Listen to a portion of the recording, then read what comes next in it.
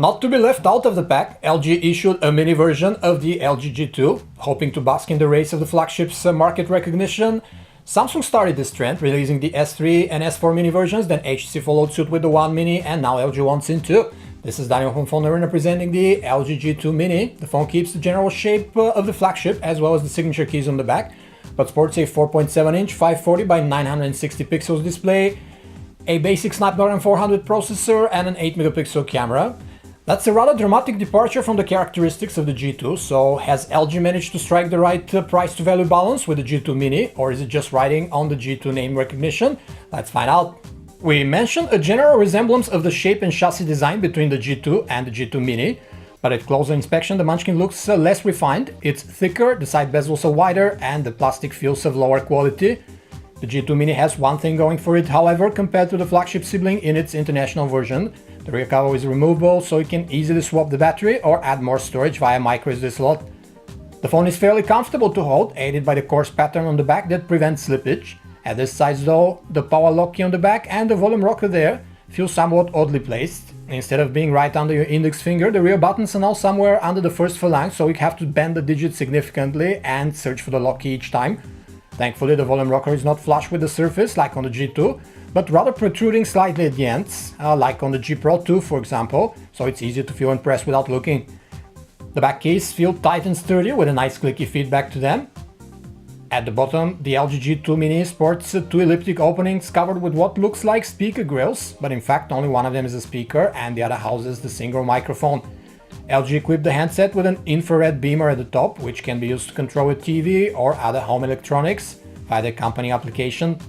The 4.7-inch panel sports 540 by 960 pixels of resolution, which brings in 234 ppi pixel density. This is acceptable for general usage, but those of us spoiled by 720p or even 1080p displays are likely to notice the difference in detail presentation. The interface elements look cruder, with the individual pixels still quite visible. For a device whose price places it in the upper mid-range category, we would like to see an HD 720p display, which would have meant the respectable 330 ppi, as much as LG had on its flagships way back in 2012, for example. The screen colors are somewhat off in the red and light blue departments, as shown in a color chart, but nothing you'd notice with an untrained eye. Just like on the G2, the color temperature is far from the reference and gravitates away towards the cold side of the spectrum, making white or gray appear bluish. With the 334 nits we measured, the display's peak brightness is rather average, so outside the screen is not very visible. You also have a problem when the sun is shining on the panel, as the screen reflects quite a lot of light right back at you. The measured 4 nits of minimum brightness is a good achievement though, so you can use the G2 Mini with comfort in a very dark environment. Being an IPS LCD screen, the G2 Mini display sports very good viewing angles from all sides. Shipping with Android 4.4 KitKat, the handset is naturally coated with the newest Optimus UI overlay. This means automatic landscape redrawing of the interface when you turn the phone sideways, and the Q manual functionality that lets you doodle on any home screen with your finger, as well as the Q slide floating apps that can hover a calculator or video player on top of everything else you're doing.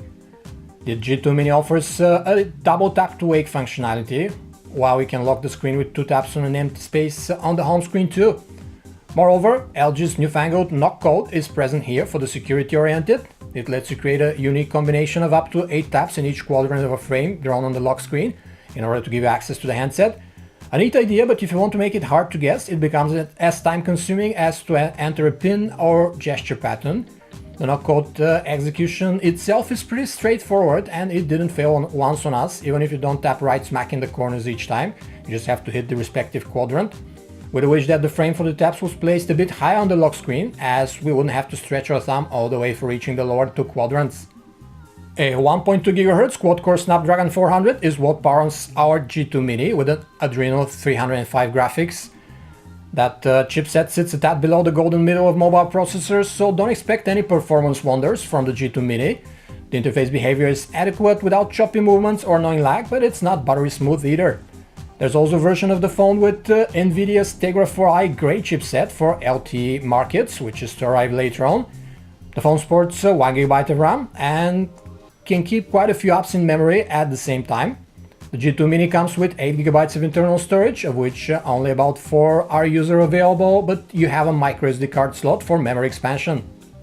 About the only complaint towards the default LG browser on the G2 Mini has nothing to do with its performance, which is adequate when it comes to panning scrolling or zooming. It's the pixel density, which is a minor annoyance, especially when you have seen those beautiful 1080p or even HD displays. The text here looks garbled when zoomed out and a tad jagged when zoomed in. The phone offers a version with 4G LTE connectivity or up to 21 megabits per second HSP plus download speeds, provided that your carrier can supply those, of course. The LTE version is pretty interesting as it sports a Tegra 4i chipset and a 13 megapixel camera, essentially upgrading the G2 Mini for LTE markets. We have the usual set of wireless connectivity, Wi-Fi, Bluetooth 4.0, assisted GPS, DLNA and NFC.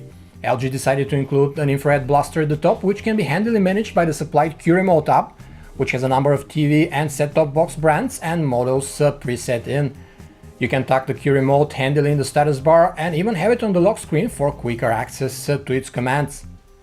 The Optimus UI gallery sports a standard thumbnail grid view, which can be pinched to zoom in and out of the folders. There are rich editing options built right into it with color effects and drawing capabilities.